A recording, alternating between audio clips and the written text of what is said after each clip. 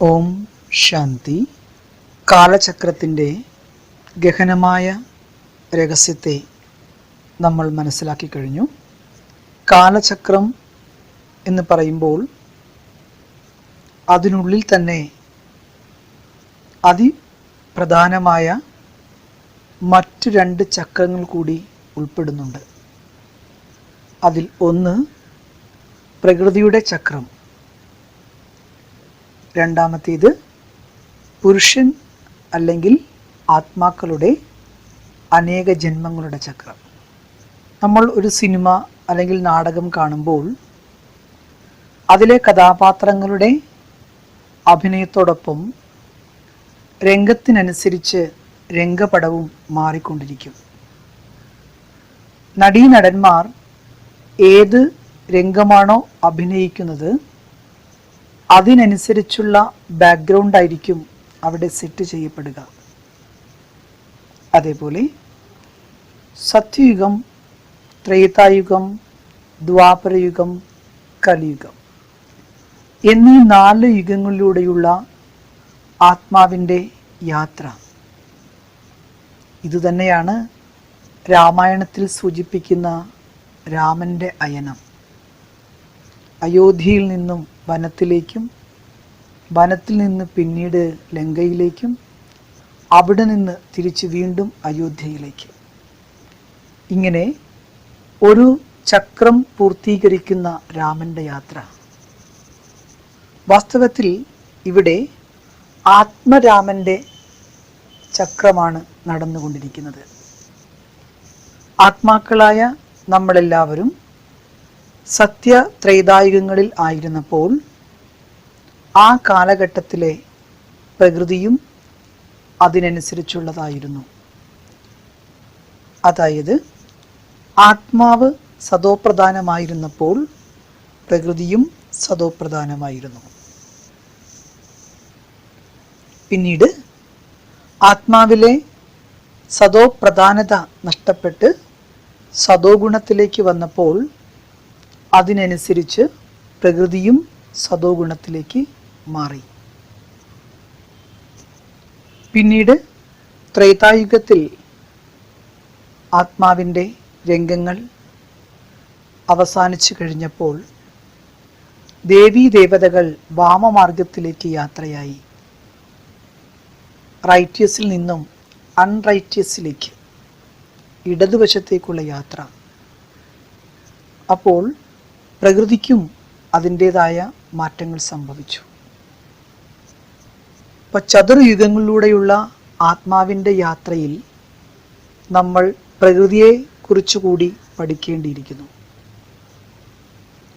അതായത് ഈ സൃഷ്ടി നാടകം എന്നുള്ളത് പ്രകൃതിയും പുരുഷനും തമ്മിലുള്ള ഒരു ഇൻറ്ററാക്ഷനാണ്. എപ്പോഴാണോ പുരുഷൻ പ്രകൃതിയെ ആധാരമായി എടുക്കുന്നത് അപ്പോൾ മാത്രമാണ് കഥ ആരംഭിക്കുന്നത്. ബ്രഹ്മലോകത്തിൽ ആത്മാക്കൾ കേവലം അതിൻ്റെ ബീജരൂപ സ്ഥിതിയിൽ മാത്രമാണ് ഇരിക്കുന്നത്. അവിടെ ജീവിതമില്ല, അവിടെ സൃഷ്ടിയുമില്ല, സൃഷ്ടി നാടകവുമില്ല. നാടകം നടക്കുന്നത് സ്റ്റേജിലാണ്, കർമ്മക്ഷേത്രത്തിലാണ് കർമ്മം നടക്കുന്നത്.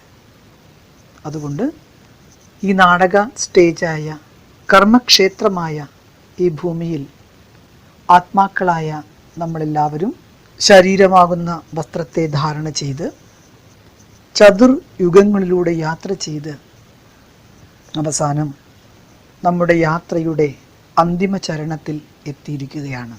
ഇവിടെയാണ് ഈശ്വരൻ നമ്മളോട് പറയുന്ന ഒരു പ്രധാനപ്പെട്ട മഹാവാക്യം. ഇതാണ് മന്മനാഭവ മദ്യാജീഭവ. മന്മനാഭവ എന്ന വാക്കിൻ്റെ അർത്ഥം സ്വയം ആത്മാവെന്നുണർന്ന് പരംജ്യോതിയായ പരമാത്മാവിനെ ഓർമ്മിക്കൂ എന്നാണ്. അങ്ങനെ സ്വയം ആത്മാവെന്നുണർന്ന് പരംപിതാ പരമാത്മാവിനെ ഓർമ്മിക്കണമെങ്കിൽ മന്മനാഭവയ്ക്ക് മറ്റൊരു അർത്ഥം കൂടിയുണ്ട്. മൻ എന്ന് പറഞ്ഞാൽ മനസ്സ്, മന എന്ന് പറഞ്ഞാൽ വിലക്കുക. അപ്പോൾ ഈശ്വരൻ്റെ ഓർമ്മയിൽ നമ്മൾ ഇരിക്കാൻ തുടങ്ങുമ്പോൾ ഈ ലോകത്തിലെ അനേകമനേകം ചിന്തകൾ നമ്മളുടെ മനസ്സിനെ വേട്ടയാടും. നമ്മുടെ ഭൂതകാലത്തെ ചിന്തകൾ നമുക്ക് അനേക പ്രകാരത്തിലുള്ള ദുഃഖങ്ങളും അസ്വസ്ഥതകളും ഉണ്ടാക്കും. ഭാവി കാലത്തെക്കുറിച്ചുള്ള ചിന്ത നമ്മളിൽ ഭയവും ആശങ്കയും സംശയവും വർദ്ധിപ്പിക്കും. അതുകൊണ്ട് തന്നെ അങ്ങനെയുള്ള ഒരു മാനസിക അവസ്ഥയിൽ നിന്നുകൊണ്ട് നമുക്ക് എങ്ങനെ ഈശ്വരനെ ഓർമ്മിക്കാൻ സാധിക്കും? നമ്മളെല്ലാവരും ഈശ്വരനെ ഓർമ്മിക്കുന്നു, വിളിക്കുന്നു എന്നൊക്കെ പറയുമ്പോഴും നമ്മൾ സ്വന്തം ഹൃദയത്തിൽ കൈവച്ചുകൊണ്ട് ചോദിക്കുക, ഈശ്വരനെ ഓർമ്മിക്കുന്ന സമയത്ത് നമുക്ക് നമ്മുടെ മനസ്സിനെ പൂർണ്ണമായിട്ടും ഈശ്വരനിൽ അർപ്പിക്കാൻ സാധിക്കുന്നുണ്ടോ? ആ സമയത്ത് പോലും നമ്മുടെ മനസ്സിലൂടെ അനേകം ചിന്തകളാണ് കടന്നുപോയിക്കൊണ്ടിരിക്കുന്നത്. കാലത്തെക്കുറിച്ചുള്ള വ്യക്തമായ കാഴ്ചപ്പാടില്ലാത്തിടത്തോളം കാലം കാലത്തിൻ്റെ ചിന്ത നമ്മളെ അസ്വസ്ഥമാക്കും. അതുകൊണ്ട് സംശയം, ആകുലത, വ്യാകുലത, ദുഃഖം, ഉത്കണ്ഠ, ഭയം ഇതെല്ലാം കാലാനുസൃതമായി കാലവുമായി ബന്ധപ്പെട്ടാണ് ചിന്തകളായി നമ്മുടെ മനസ്സിലേക്ക് വന്നുകൊണ്ടിരിക്കുന്നത്. അതുകൊണ്ടാണ് ഈ സൃഷ്ടിചക്രത്തിൻ്റെ അന്തിമ സമയമായ സംഗമയുഗം എന്ന ചെറിയ ഒരു കാലയളവിൽ ഭഗവാൻ ഭൂമിയിൽ അവതരിച്ച് നമ്മളെ പഠിപ്പിക്കുകയാണ്. സമയത്തിൻ്റെ ഗതിവിഗതികളെക്കുറിച്ചും കർമ്മത്തിൻ്റെ സൂക്ഷ്മവശങ്ങളെക്കുറിച്ചും നമ്മളെ പഠിപ്പിക്കുമ്പോൾ തീർച്ചയായിട്ടും സമയത്തെ പ്രതിയുള്ള ആശങ്കകളും അതുമൂലം നമ്മൾ വരുത്തിവെക്കുന്ന കർമ്മബന്ധനങ്ങളും എല്ലാം തീർത്ത് തികച്ചും സ്വതന്ത്രമായി നമുക്ക് ജീവിക്കാൻ സാധിക്കും. അതായത് ജീവിച്ചിരിക്കെ തന്നെ ഒരു മുക്തമായിരിക്കുന്ന അവസ്ഥയാണ് ഭഗവാൻ നമുക്ക് പ്രദാനം ചെയ്യുന്നത്. അതുകൊണ്ട് നമ്മൾ അതിനെ ജീവൻ മുക്തി അല്ലെങ്കിൽ ലിബറേഷൻ ഇൻ ലൈഫ് എന്ന് പറയുന്നു.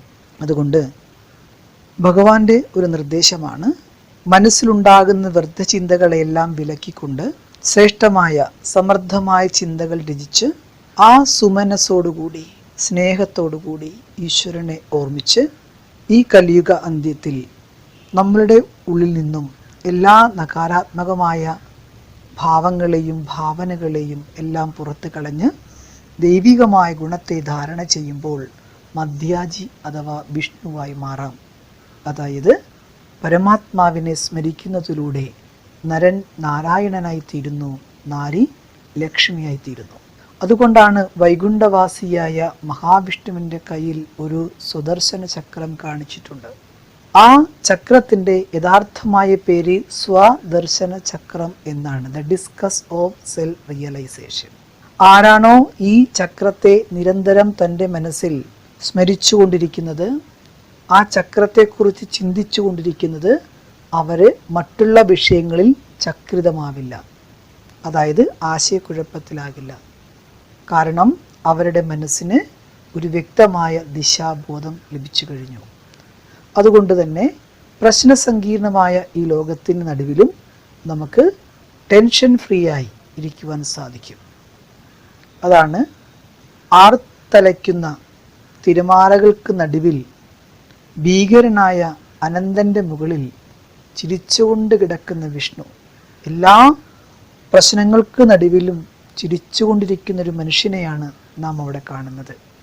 എന്തുകൊണ്ട്? കയ്യിൽ ചക്രമുണ്ട്. അതുകൊണ്ട് എന്ത്, എങ്ങനെ, ആര്, എപ്പോൾ ഇങ്ങനെയുള്ള അനാവശ്യമായ അസ്വസ്ഥതയുണ്ടാക്കുന്ന ചോദ്യങ്ങളിലേക്ക് പോകുന്നതിന് പകരം എന്ത്, എങ്ങനെ എന്ന് ചിന്തിച്ച് പ്രശ്നചിത്തനായി മാറുന്നതിന് പകരം എല്ലാ കാര്യങ്ങൾക്കും പരിഹാരം കണ്ടെത്തി പ്രസന്നചിത്തനായി മാറുന്നതിനാണ് ഈശ്വരൻ നമുക്ക് കാലചക്രത്തെക്കുറിച്ചുള്ള അറിവ് നൽകുന്നത്. അതുകൊണ്ട് തന്നെയാണ് ഭഗവാനെ നമ്മൾ കാലൻ്റെയും കാലനായ മഹാകാലൻ എന്ന് വിശേഷിപ്പിക്കുന്നത്. അതുകൊണ്ട് എല്ലാ ദിവസവും നമ്മൾ മനസ്സുകൊണ്ട് ഈ സുദർശന ചക്രത്തെ സ്മരിച്ചുകൊണ്ടിരിക്കും. അതിൽ എല്ലാം സുദർശനമാണ്. കാലചക്രത്തിൽ ഒന്നും മോശമില്ല. ശ്രീമദ് ഭഗവത്ഗീതയുടെ സാരമായി ഭഗവാൻ നമ്മളോട് പറഞ്ഞിട്ടുണ്ട്, സംഭവിച്ചു കഴിഞ്ഞതെല്ലാം നല്ലതാണ്, സംഭവിച്ചു കൊണ്ടിരിക്കുന്നതും വളരെ നല്ലതാണ്, ഇനി സംഭവിക്കാൻ പോകുന്നതും അതിലേറെ നല്ലതായിരിക്കും. അതാണ് സുദർശനം. എല്ലാ കാര്യങ്ങളിലും ഓരോ നിമിഷവും ഈ ലോകത്ത് എന്തെല്ലാം നടക്കുന്നോ, എന്തെല്ലാം സീനറികൾ കാണുന്നുണ്ടോ, അതിനെല്ലാം ഡയറക്റ്റ് ഓർ ഇൻഡയറക്റ്റ്, പ്രത്യക്ഷമായോ പരോക്ഷമായോ അതിൻ്റെ എല്ലാം പിന്നിൽ ഒരു മംഗളം അടങ്ങിയിട്ടുണ്ട്. അങ്ങനെ സുമനസ്സോടുകൂടി സുദർശനം ചെയ്യുന്ന വ്യക്തികൾക്ക് ഒരിക്കലും ലോകത്തിലെ സാഹചര്യങ്ങൾ അവർക്ക് ഒരു പ്രശ്ന കാരണമായി മാറില്ല. ഏത് പ്രശ്നകരമായ സാഹചര്യത്തെ കണ്ടുകൊണ്ടും അവർക്ക് പ്രസന്നചിത്തരായിരിക്കുവാൻ സാധിക്കും. അതുകൊണ്ട് വരൂ, നമുക്ക് അല്പനിമിഷം മനസ്സിനെ ശാന്തമാക്കി വെച്ചുകൊണ്ട് സുദർശന ചക്രം ഒന്ന് കറക്കി നോക്കാം.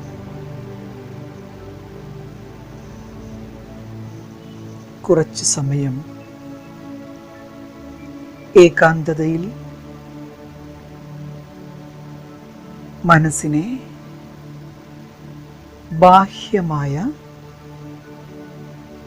എല്ലാ കാര്യങ്ങളിൽ നിന്നും പിൻവലിച്ച്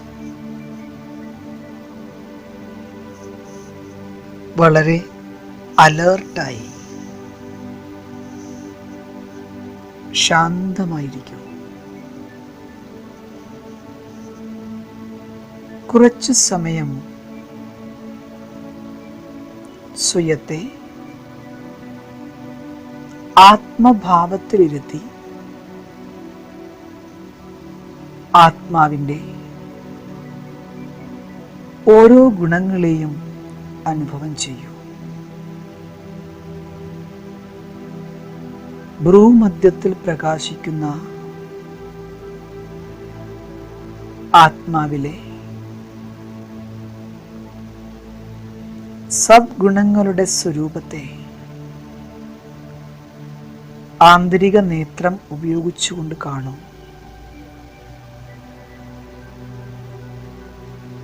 പതുക്കെ പതുക്കെ സ്വയം ശരീരത്തിൽ നിന്നും വേറിടുന്നതായി അനുഭവം ചെയ്യൂ.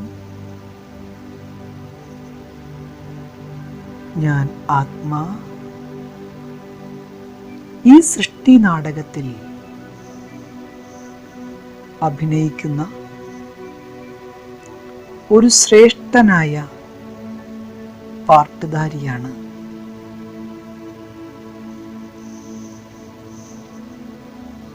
ആത്മാവായ ഞാനിപ്പോൾ എൻ്റെ അനാദിയായ സമ്പൂർണ്ണ സ്വരൂപത്തിൽ ഇരിക്കുകയാണ്. സമ്പൂർണതയുടെ സംസ്കാരത്തെ ഞാനിപ്പോൾ എന്നിൽ ഉണർത്തുകയാണ്.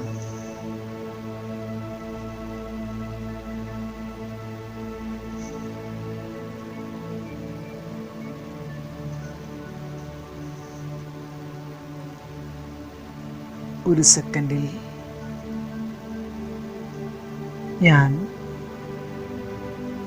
എൻ്റെ സതോപ്രധാന സ്ഥിതി അനുഭവിച്ചുകൊണ്ട് പരംധാമത്തിൽ എൻ്റെ പരമപിതാവായ പരമാത്മാവിൻ്റെ സമീപത്തിൽ നിൽക്കുന്നു. തുടർന്ന് പരംധാമത്തിൽ നിന്നും താഴേക്ക് ഈ സൃഷ്ടിയാകുന്ന നാടക സ്റ്റേജിൽ സത്യയുഗത്തിലേക്ക് എൻ്റെ സമ്പൂർണ്ണ പവിത്ര സ്വരൂപത്തിൽ അവതരിക്കുകയാണ്.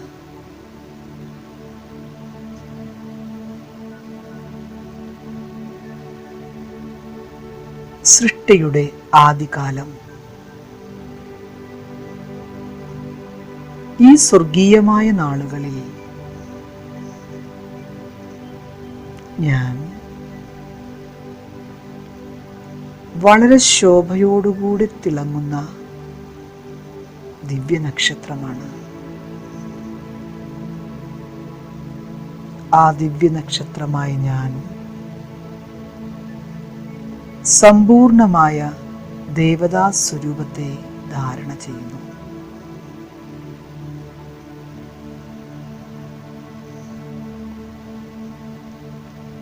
ആന്തരികമായ നേത്രങ്ങൾ കൊണ്ട് ഞാൻ എൻ്റെ സമ്പൂർണമായ പവിത്രമായ ദിവ്യസ്വരൂപത്തെ കാണുകയാണ്.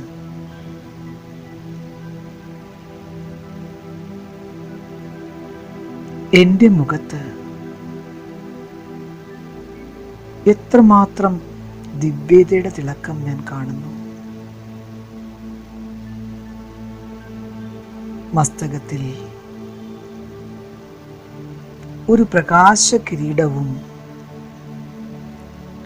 രത്നജഡിതമായ സ്വർണ്ണ കിരീടവും കാണുന്നു. ഞാൻ ഇരട്ട കിരീടധാരിയാണ്. ദിവ്യതാ സമ്പന്നനായ ഞാൻ ഈ പാവനമായ വൈകുണ്ഠത്തിൽ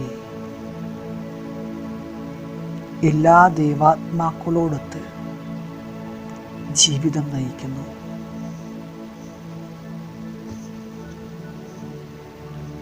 സർവഗുണ സമ്പന്നൻ, 16 കലാ സമ്പൂർണൻ, സമ്പൂർണ്ണ നിർവികാരി, മര്യാദ പുരുഷോത്തമൻ, അഹിംസോ പരമോ ധർമ്മ, ഇതെല്ലാം തന്നെ ആദിദേവതയായ എൻ്റെ മഹിമകളാണ്. എന്നിലെ ഓരോ മഹത്വത്തെയും ഞാനിപ്പോൾ തിരിച്ചറിയുകയാണ്. അവിടെ ശ്രീലക്ഷ്മിയുടെയും ശ്രീനാരായണന്റെയും രാജ്യമാണ്. ഈ വൈകുണ്ഠത്തിലുള്ള എൻ്റെ രംഗങ്ങൾ എത്ര ശ്രേഷ്ഠമാണ്. ഇവിടെ ഏകധർമ്മം, ഏകരാജ്യം, ഏകഭാഷ,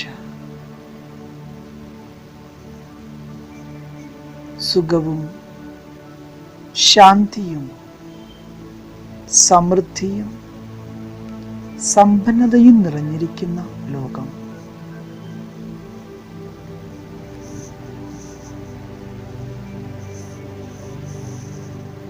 ആട്ടിൻകുട്ടിയും സിംഹവും ഒരേ തടാകത്തിൽ നിന്നും വെള്ളം കുടിക്കുന്നു.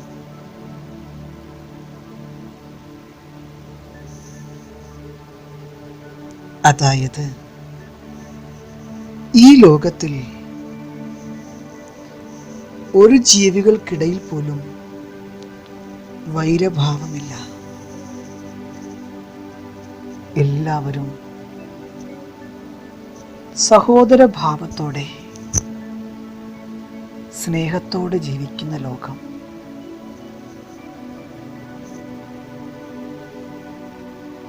നാലുപാടും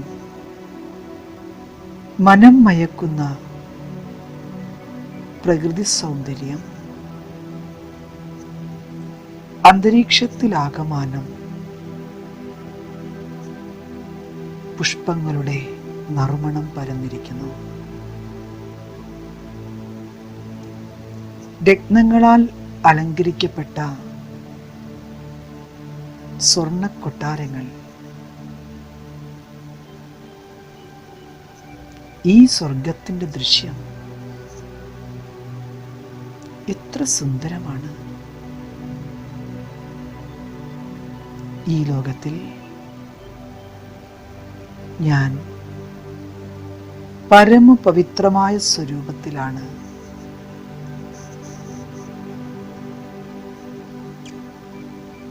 കാലം കടന്നു പോവുകയാണ്.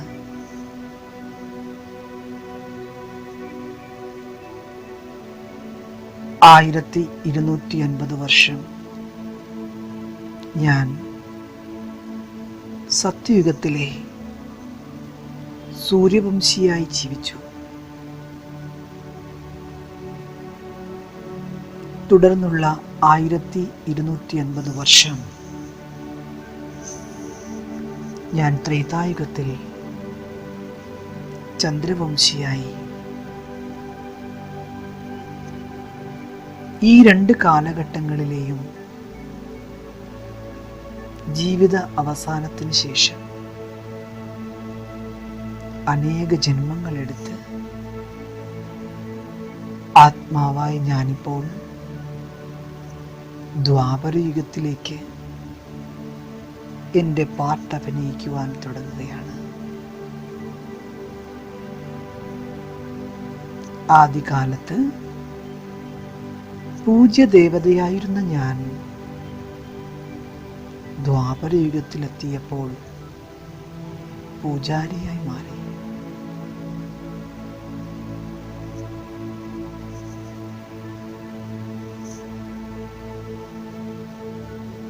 ഇത് ആത്മാവായ എൻ്റെ രജോപ്രധാന അവസ്ഥയുടെ കാലഘട്ടമാണ്. ക്ഷേത്രങ്ങളിൽ ഞാൻ വളരെ കൂടുതലായി ഭക്തി ആരംഭിച്ചു. പൂജ,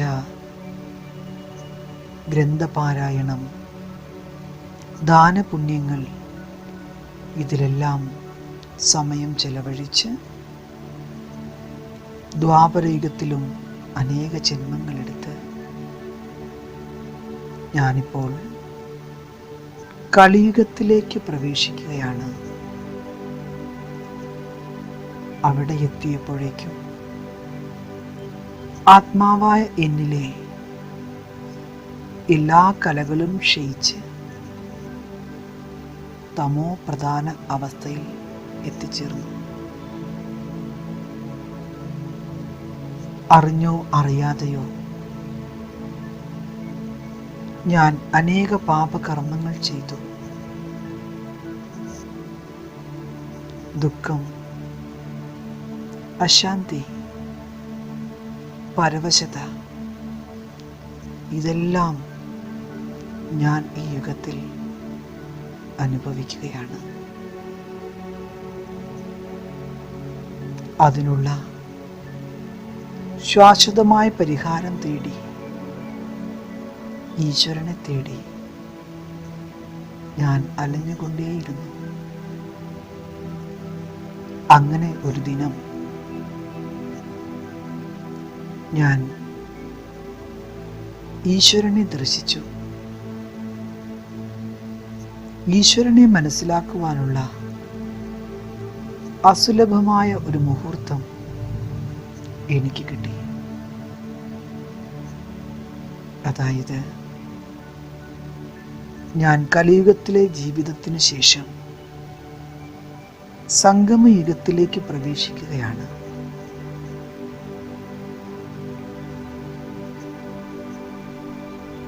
വളരെ അമൂല്യമായ ജന്മമാണ് എനിക്ക് ഈ സംഗമയുഗത്തിൽ ലഭിച്ചിരിക്കുന്നത്. അനേക ജന്മങ്ങളായി ഞാൻ ചെയ്ത നിസ്വാർത്ഥമായ ഭക്തിയുടെ ഫലം പരമാത്മാ ജ്ഞാനത്തിൻ്റെ രൂപത്തിൽ എനിക്ക് ലഭിച്ചു. ഞാനിപ്പോൾ പരമാത്മാ സമ്പത്തിൻ്റെ അധികാരിയായ ആത്മാവായി തീർന്നിരിക്കുന്നു. ആത്മാവായി ഞാൻ എത്ര ശ്രേഷ്ഠനായ ഭാഗ്യശാലിയാണ്. സ്വയം ഭഗവാൻ കോടാനുകോടി ആത്മാക്കളിൽ നിന്നും എന്നെ തിരഞ്ഞെടുത്ത് തൻ്റെ കുട്ടിയാക്കി തൻ്റെ മഹത്തായ കർത്തവ്യത്തിൻ്റെ ചുമതല എന്നെ ഏൽപ്പിച്ച് തൻ്റെ സഹയോഗിയാക്കി തീർത്തിരിക്കുന്നു. ചെയ്യുന്നവനും ചെയ്യിപ്പിക്കുന്നവനുമായ ഭഗവാന്റെ കൈപിടിച്ച് സർവ ആത്മാക്കൾക്കും സ്നേഹം, ദയ, കൃപ ഇതെല്ലാം പ്രദാനം ചെയ്യുന്നതിന് ഞാനിപ്പോൾ നിമിത്തമായിരിക്കുകയാണ്. എന്നിൽ നിന്നും വരുന്ന ആത്മീക ഗുണങ്ങളുടെ വൈബ്രേഷൻ നാലുപാടും പരത്തി പ്രകൃതിയെയും പ്രകൃതിയിലുള്ള സർവ ആത്മാക്കളെയും പവിത്രമാക്കുന്നു. അവർക്ക് ശക്തിയുടെ കിരണങ്ങൾ നൽകുന്നു. ഞാൻ ശ്രേഷ്ഠനായ ഈശ്വരീയ സേവാധാരിയാണ്.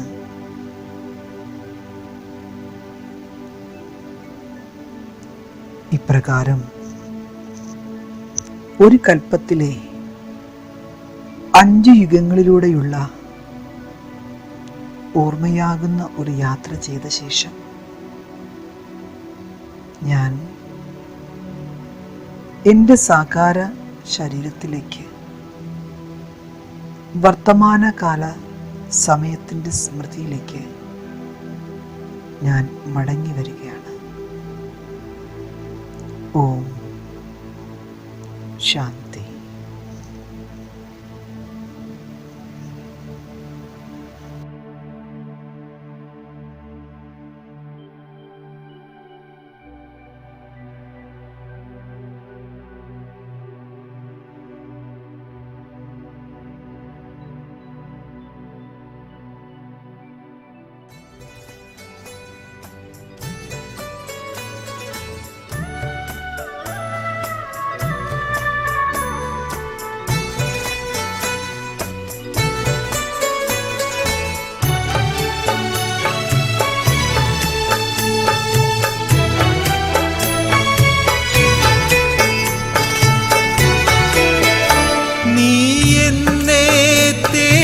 വന്നു നീ എന്നെ തേടി വന്നു നിൻ സ്നേഹമേകുവാൻ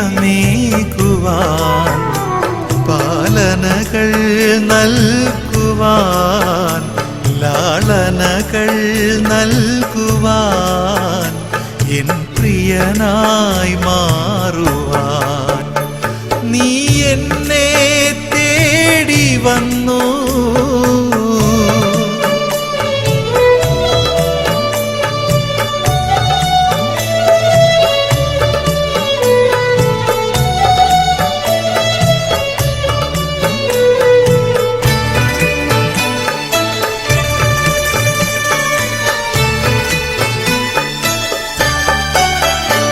നിൻ സ്നേഹമോർത്തിടുമ്പോൾ മിഴികൾ നിറയുമെന്നും ആ സ്നേഹമുള്ള നോട്ടം ഹൃദയം കവരുമെന്നും കാലിടറും നേരമെന്നെ കാലിടറും നേരമെന്നെ വീഴാതെ നോക്കിയും പാലനകൾ നൽകിയും ലാളനകൾ നൽകിയും നീ സ്നേഹമേകിടും. നീ എന്നെ തേടി വന്നു.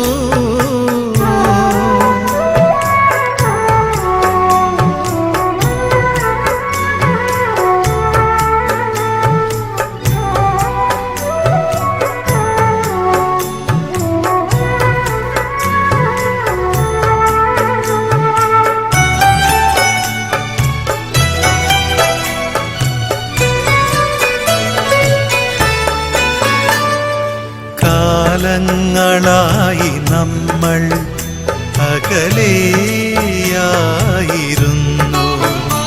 ഞാനിങ്ങു ദൂരെ ഭൂവിൽ പ്രിയനെ കാത്തിരുന്നു.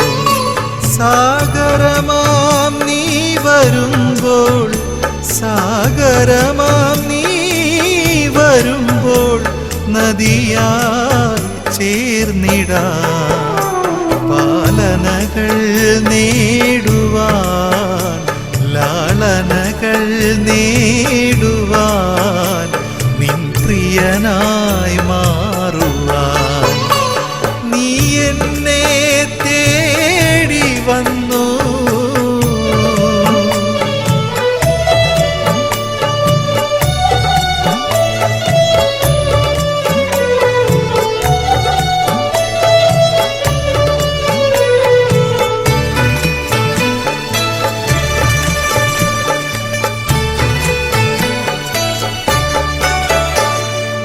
ഒടുവിൽ നീയറിഞ്ഞു, കനിവാർന്ന മനമലിഞ്ഞു. ആനന്ദ സിന്ധുവാം നീ അറിവായുലകിൽ വന്നു. നീ തോഴനാക്കി എന്നെ, നീ തോഴനാക്കി എന്നെ, നിൻ സ്നേഹമേകുവാൻ, പാലനകൾ നൽകുവാൻ, ലാളനകൾ നൽകുവാൻ, എൻ പ്രിയനായി മാറുവാൻ നീ എന്നെ തേടി വന്നു. നീ എന്നെ തേടി വന്നു, നിൻ സ്നേഹമേ